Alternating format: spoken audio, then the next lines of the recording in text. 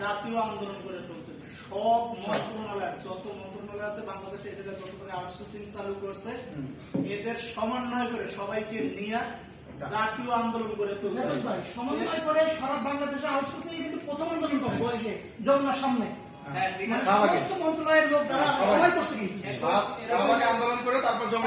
যারা সভাপতি সেক্রেটারি আছে ওরা কিন্তু কালকে একটা লোকের জন্য বলে নাই, ওরা কিন্তু সারা সবার জন্য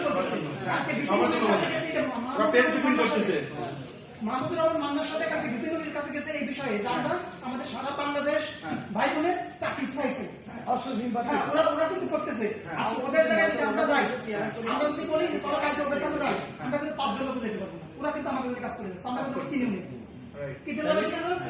আচ্ছা ঠিক আছে, তাহলে আমরা কাজ করি, আমরা প্রত্যেকটা মন্ত্রণালয় একজন একজন করে আপনারা দায়িত্ব নিই, আমরা দায়িত্ব নেই।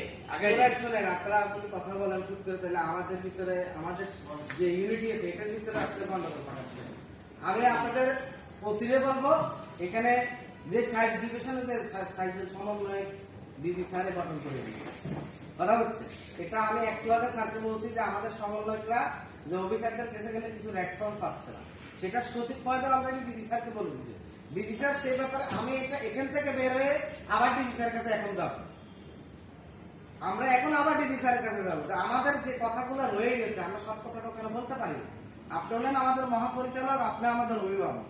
আমাদের এই সমস্যাগুলা অলরেডি 2 জনের সমস্যার সমাধান হয়ে গেছে, যাদের চাকরিচ্যুত করা হয়েছে অলরেডি, যারা মামলা খাইছে, জেল খাইছে অলরেডি, ওসিডি আপনাদের সমস্যার সমাধান হবে।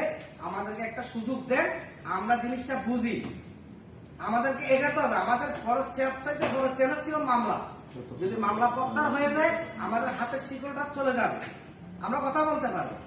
হাতে এখন অনেক সময় রয়েছে, অনেক সময় রয়েছে, আমরা এত অস্থির হলে চলবে না, আমাদেরকে ধীর গতিতে আগাইতে হবে। এই আলোচনার টেবিল আনতে অনেক কষ্ট হয়েছে, আলোচনার টেবিল এখানে শেষ হয়ে যায়নি, আমাদের এখন